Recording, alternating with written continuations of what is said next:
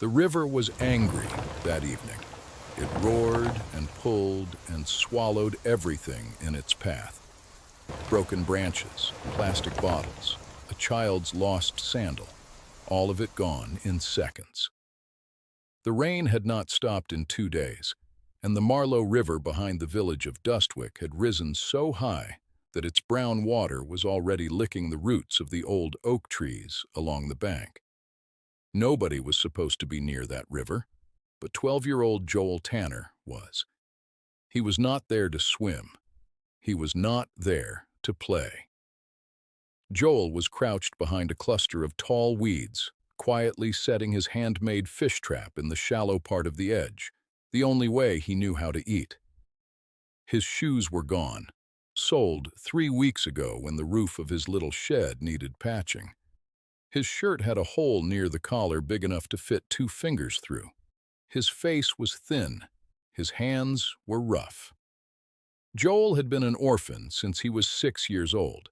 No aunts, no uncles, no family in Dustwick who claimed him. He lived in a one-room shed at the edge of the village that the old pastor let him use.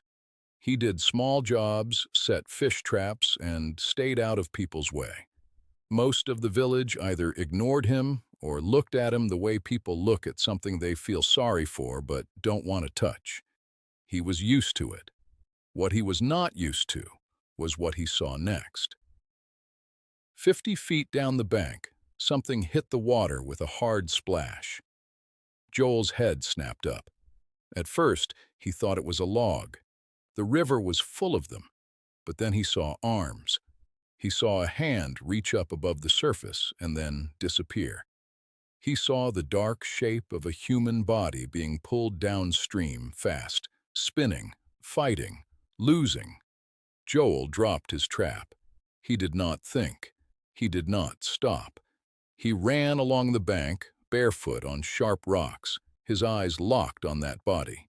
He yanked the long rope he always carried tied around his waist, a habit from years of pulling traps out of deep water, and he tied one end fast to the thick root of an oak tree sticking out from the bank.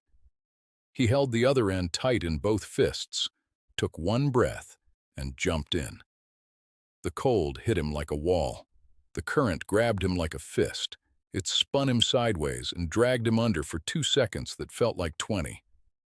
But Joel had grown up in that river. He knew how it moved. He knew you had to swim diagonal, not straight, or it would break you. He kicked hard, angled his body, and came up just behind the drowning man. The man was heavy. He was wearing a thick, dark jacket soaked through with water, and he had stopped fighting. His eyes were half closed. His lips were gray. Joel grabbed him under the arm with one hand and held the rope with the other, and screamed at the top of his lungs, "Help! Somebody help me!" Nobody came. Joel pulled. The rope cut into his palm.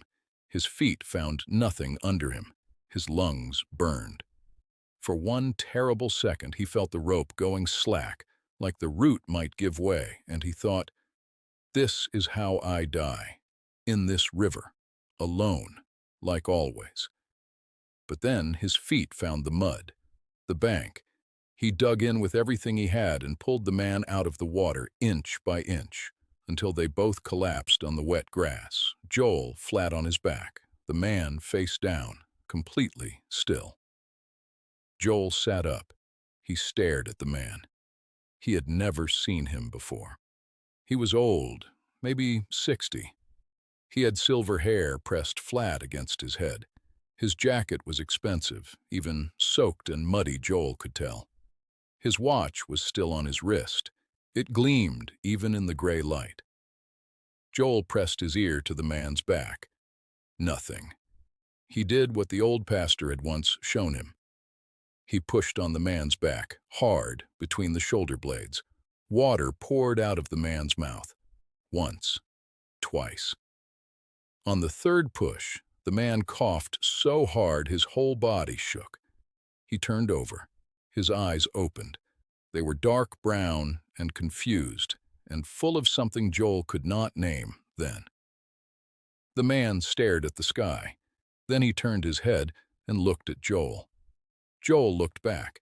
Neither of them spoke for a long moment. Then the man said, in a voice barely above a whisper, "Why?" Joel blinked. What? Why did you jump in?" Joel wiped water off his face with his wet sleeve. He shrugged like it was nothing, even though every muscle in his body hurt. "Because you were drowning." The man closed his eyes again. His chest moved up and down slowly. Joel sat beside him on the muddy bank and watched him breathe, making sure it was real, making sure it kept going. The rain started again, soft this time, like it was ashamed of itself. "What's your name?" the man asked, eyes still closed. "Joel." "Just Joel?" "Joel Tanner." A pause. "I'm Walter," the man said. Joel nodded at the river like it might care. "You shouldn't have been near the water, Walter. The current's been bad for 2 days." Walter opened his eyes and looked at Joel properly this time. Really looked. He took in the torn shirt, the bare feet, the raw red rope marks on the boy's palm. His face did something complicated. "I know," he said quietly. "I know I shouldn't have been near the water." There was something in the way he said it that made Joel go still.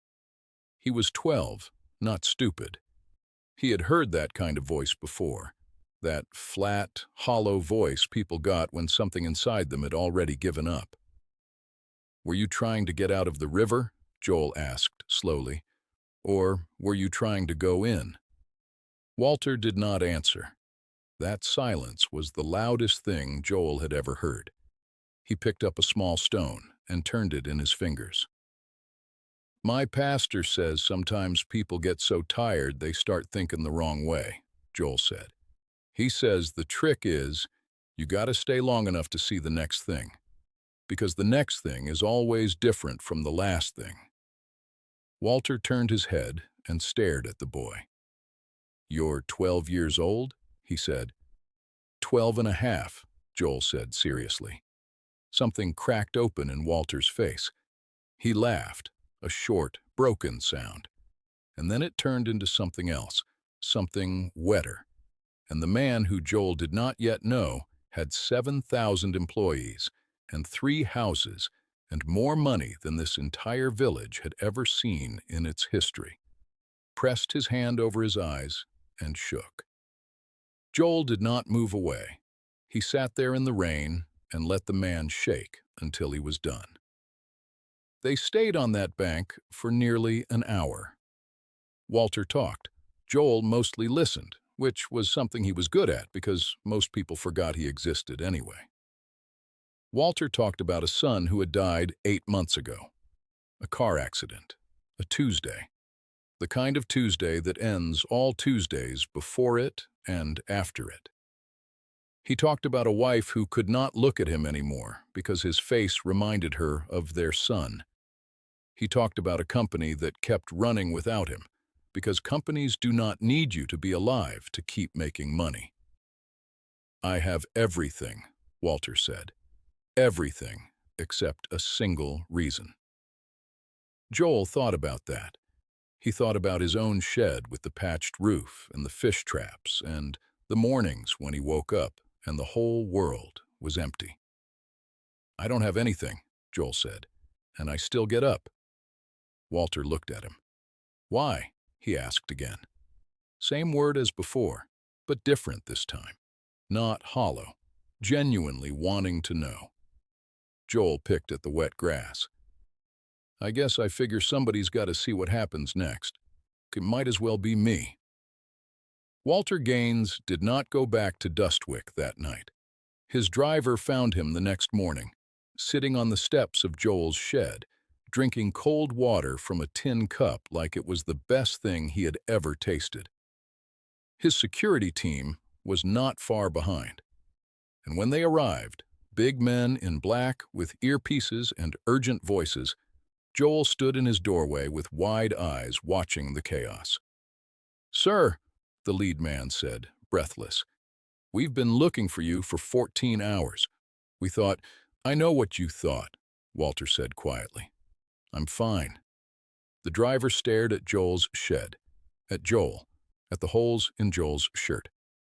Sir, who is... A friend, Walter said. Simple. Final. That word hit Joel somewhere in the chest and stayed there. If you're still watching, I want you to hold on. Because what happens next is not what you expect. Don't go anywhere. Walter Gaines left Dustwick that morning. He shook Joel's hand like he was shaking the hand of a man, not a boy, and he looked him in the eyes when he did it, which was more than most adults in Dustwick had ever done. He said nothing about money. He said nothing about coming back. He said, "Thank you, Joel Tanner."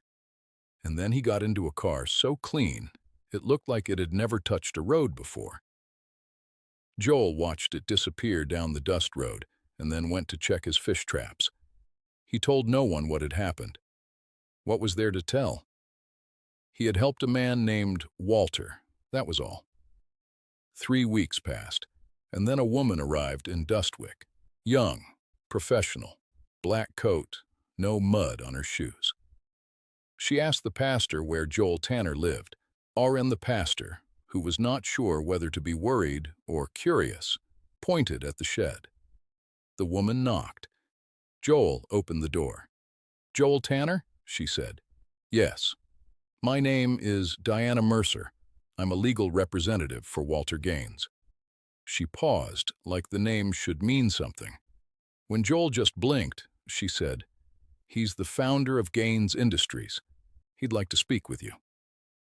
Joel stared at her. "Is he okay?" Diana blinked.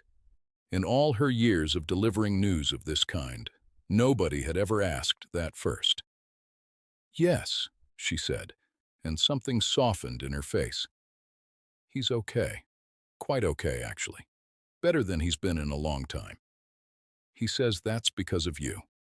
She handed Joel a phone. Walter's voice came through. "Joel." "Walter." A pause. Then Walter laughed, and it was different from the broken sound on the riverbank. It was real this time. Full.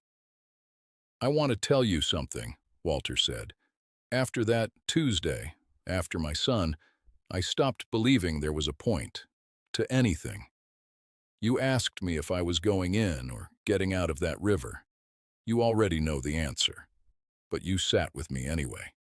And something you said about staying to see what happens next, I couldn't get it out of my head. I called my wife that night. First real conversation we'd had in 4 months. We're in counseling now. It's hard, but we're trying." Joel sat down slowly on his step. "I also found out who you are," Walter continued. "What your life looks like. And I want to fix that. Not out of charity, Joel. Don't take it that way. Out of what's right. You saved my life, not just from the river. You understand what I mean." Joel was quiet for a moment. Outside, but a bird was making noise in the old oak tree. "I just stayed," Joel said. "I just sat with you." "Yes," Walter said. "That's the part most people don't do." What Walter did was not a check in the mail. What Walter did was sit across from Joel, in person, 2 weeks later, in that shed with the patched roof, and ask him what he wanted. Not what Walter thought he needed, what Joel actually wanted. Joel took a long time to answer. "I want to learn," he finally said. "Not just school stuff. I want to learn how things work, how people build things, so I can build something too someday." Walter nodded like that was the only acceptable answer. "Then that's what we do." It started with school, a real one, with books and heat in the winter and teachers who had actual degrees. Then a placement with a family in the city, a kind couple, friends of Walter's, who had no children and too much room and had been wanting to foster for years. Then tutors. Then summers at Walter's company. Not as a prop or a charity case, but as someone learning the actual work from the bottom. Joel was not perfect. He was stubborn. He asked too many questions and argued with people twice his age when he thought they were wrong, which was often, and he was usually right. He carried the weight of those years in Dustwick the way you carry a stone in your shoe. You know it's there. You never fully forget it. But eventually, you learn to walk straight anyway. Walter came to every one of Joel's school graduations. His wife came too. Their counseling was working. Slowly, painfully, in the way that real things work. She told Joel once, at a quiet dinner, that the night Walter called her was the first time she had heard something alive in his voice in 8 months. "Whatever you said to him," she told Joel, "thank you." Joel shook his head. "He did the hard part," he said. He picked up the phone. Joel Tanner is 23 years old now. He runs a small division inside Gaines Industries that works with underfunded rural communities, clean water, schools, small business support. He started it with a proposal he wrote himself and walked into Walter's office and put on the desk. Walter read it, looked up and said, "When do you want to start?" Joel said, "Yesterday." Walter hired him on the spot. The village of Dustwick has a new school now. It has clean pipes. It has 2 young teachers who came from the city because Joel personally asked them to. The shed with the patched roof is still standing. Joel asked them not to tear it down. "Why?" the construction foreman asked. Joel looked at the shed for a long time. "Because it's where I learned to stay," he said. Walter Gaines, in a rare interview 3 years ago, was asked what single moment changed his life. He had built his company from nothing. He had survived losses most people would not survive. He had resources and reach and influence. He thought about the question for a long time. Then he said, "A 12-year-old boy sat with me in the rain and told me to stay long enough to see the next thing." He paused. "I'm glad I stayed. The next thing was extraordinary." There is a version of this story where Joel finds out Walter is a billionaire, and everything changes immediately. Where it becomes about wealth and rescue in the simple, obvious direction. Rich man rewards poor boy. Credits roll. Everyone applauds. But that is not what happened on that bank. What happened was 2 people, one with everything and one with nothing, sat in the rain and told each other the truth. And the one with nothing gave the one with everything the only thing money had never been able to buy him. A reason to see what comes next. That story got to you, didn't it? If it did, hit that like button right now. It genuinely helps this channel more than you know. And if you're new here, subscribe so you don't miss stories like this one. Every single week, there's something new, something real, something that reminds you what people are actually capable of. And I want to hear from you. Drop in the comments. What part of Joel's story hit you the hardest? Was it the river, the shed, or the moment Walter said, "a friend"?